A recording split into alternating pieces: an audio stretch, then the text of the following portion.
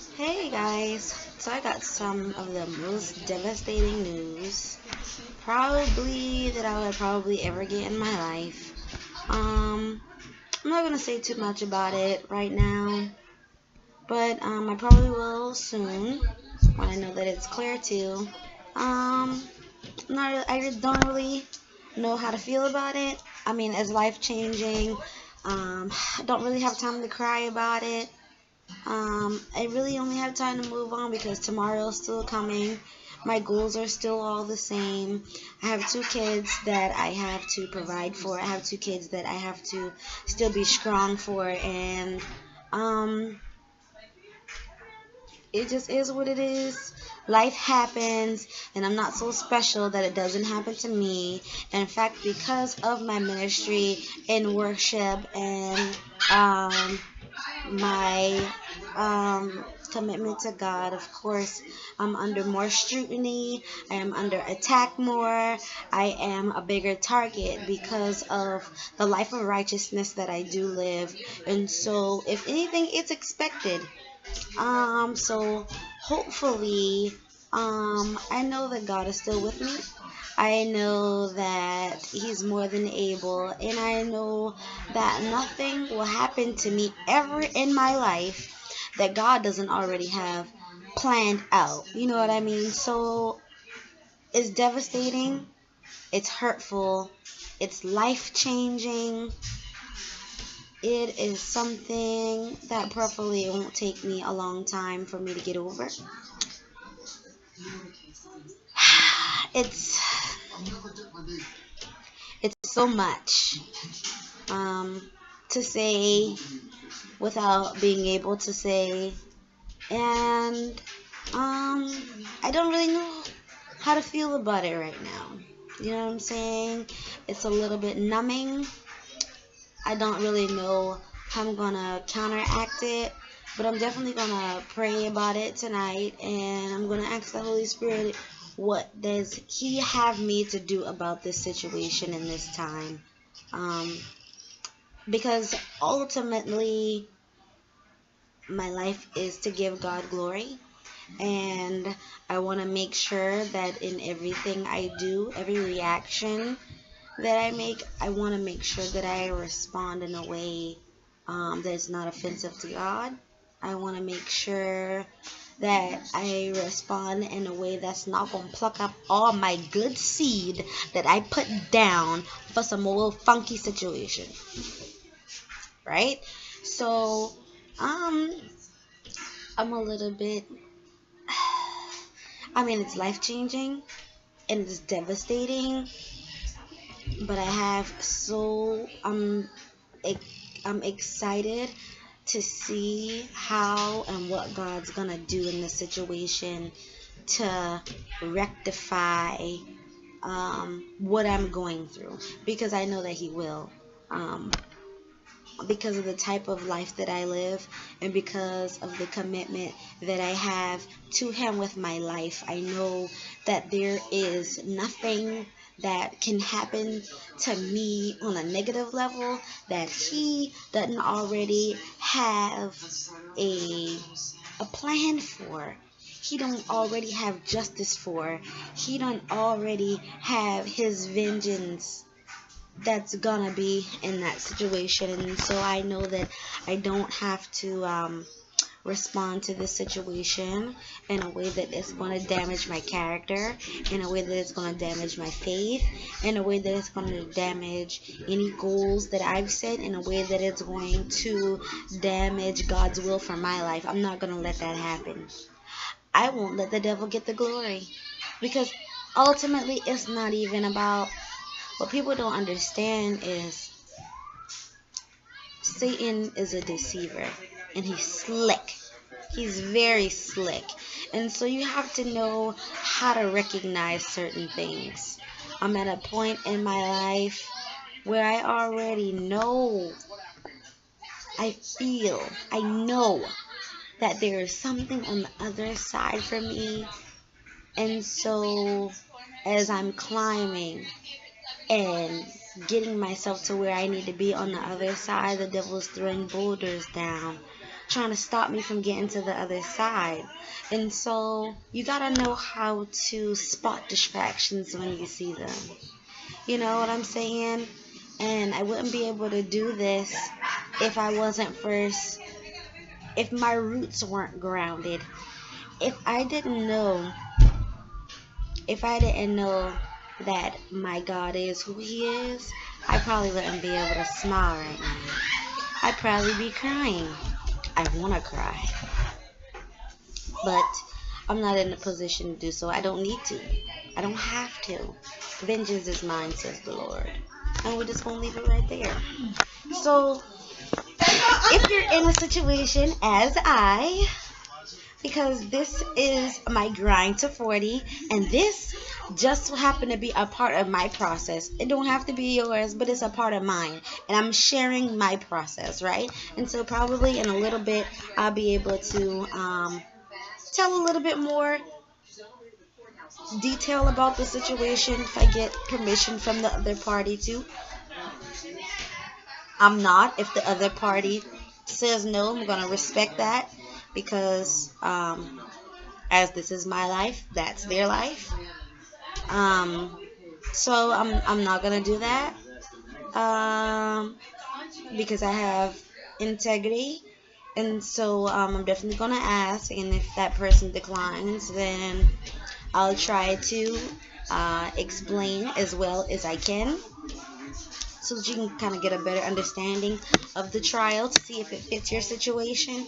But if you've ever been in a situation where things come, just life things come, they come to stop and they come to block, because ultimately there are things that everybody wants to accomplish, and there's always going to be a reason for you not to accomplish them, because that's just how it works. Satan don't want to see us prosper. He don't want to see us be more than conquerors, but I am, and I will, no matter what. There is not even nothing. There is no thing that will stop me. One leg, one eye. There is nothing that can stop what God has already put in place. His divine order, what He has already set before I was living. He set these things down. He saw my life plan before, when it was just Him. Because in the beginning, it was just God.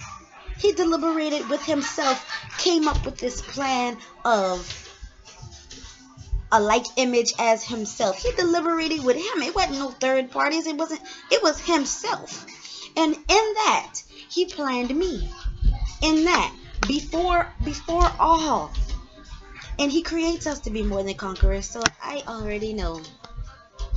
And even though the situation is really, really bad, it's really bad. You know what I'm saying? I can sit here and tell you that I really don't know how to feel. I'm hurt, and I'm kind of sad, because of course I don't want it to be that way. But if it has to be that way, and that's the road that I'm going down, I know that I need to go through it. I'm excited to see what God is going to do through it.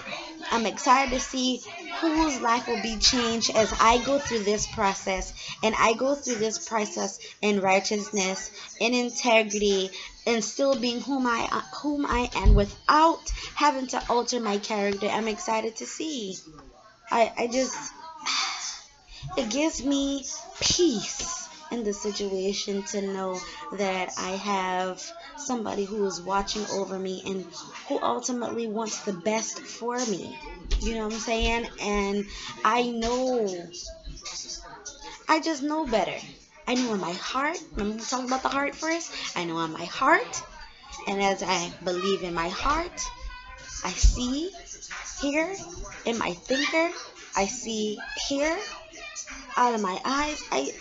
I feel in my bones, like in your knower. It's that I know without a shadow of a doubt that my mom and my daddy is my mom and my daddy. And I know without a shadow of a doubt that God is smiling on the other side of my situation. And He is waiting for me there with many blessings. He's waiting for me there with joy. He's waiting for me there with peace. He's waiting for me there with understanding and all. And I know that all I got to do is have faith. Have faith enough to know that on the other side of this situation, He is waiting for me with everything that I need. I mean, it fills my heart, my life, and my being with so much joy. And but you gotta be rooted, man. You gotta be rooted. I just watched this thing about T.D. Jakes, and he was talking about how pastors now are talking about the money and prosperity. Basically what he's saying, they're talking about the fruit, and he's preaching on the fruit, but the people don't have no roots. So if you're not rooted, and you're not, the promise of prosperity is real.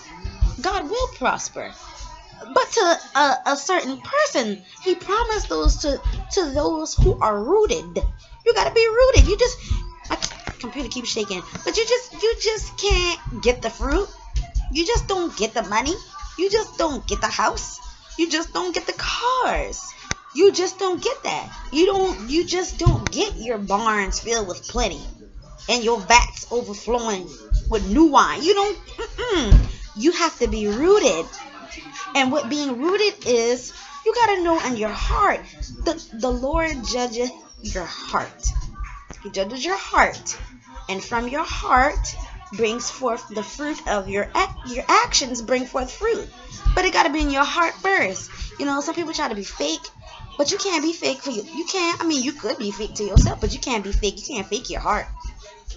You can fake all day, hee hee ha ha in my face all day long. Don't like me one bit. God see that, you know, like people think. I don't know what people think, but the Lord sees your heart. And just because God is not a physical being, when He can see you, He's a spiritual being. He's with you all the time. He sees everything. He sits high above the earth, high above the heavens, and He look low down on everybody. So there is no thing that you can hide from Him. There is nothing. He sees all. Every late night creep, and not just the bad things He see the good things too. He see every person you help. He see every person you give to. He see the gossip that you're spreading. He sees the lies that you're telling. He sees the infidelities. He sees all things, good and bad. He sees all, so you cannot fake the funk with God. So you're getting His word, and you're trying to go and bear fruit, but you ain't got no roots. Get roots first, and then you bear the fruit. So I'm just grateful, and I just don't know what's gonna happen with this situation. Like, it's scary because it's new, puts me in a new place.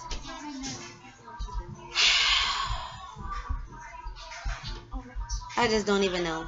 I don't know. I just have to go and I have to pray about it, and I believe that my God is a fixer. He's my strong tower. God is my provider. In Him do I get all things. Every promotion comes from Him. There is nothing. There's nothing that can happen to me that I can't come on top of. Nothing. But you have to believe that. You have to know that. You just gotta know that, and I do know that, and I believe in my heart. I believe full-heartedly. And listen, if I thought I've been grinding before, listen, I about to be on it. So guys, be encouraged. There is no situation that you cannot conquer. No weapon formed against us shall prosper. But that doesn't mean that the enemy won't form a weapon.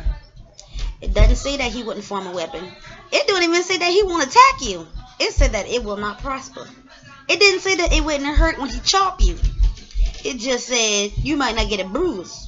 Y'all ever hit your toe But your toe don't, you don't bruise your toe when you hit it. It hurt like heck though, right? Yeah, it hurt. It hurts. It hurts when you hit your toe in the middle of the night. For one, you half sleep. Then on top of that, when you first hit your toe, it take like 20 seconds to feel the pain. Then when you know what I'm saying? But when you get up in the morning, you might not have a scratch. When you get up in the morning, your toe probably don't even still hurt. But you felt it.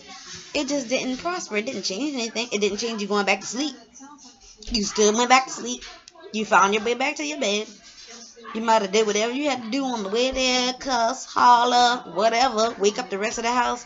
But you got there. And you went back to sleep, and when you woke up, you forgot to stomp your toe. Until you stomp it again. And then you remember that you stomped your toe. But you remember it. And you know how to get over it. So what you're going to do, you're going to learn from it, and you're going to move on. You're not going to have nothing down there tonight to stomp your toe. Right? We're going to learn from it, and we're going to move on. But that's all that I have for today, guys.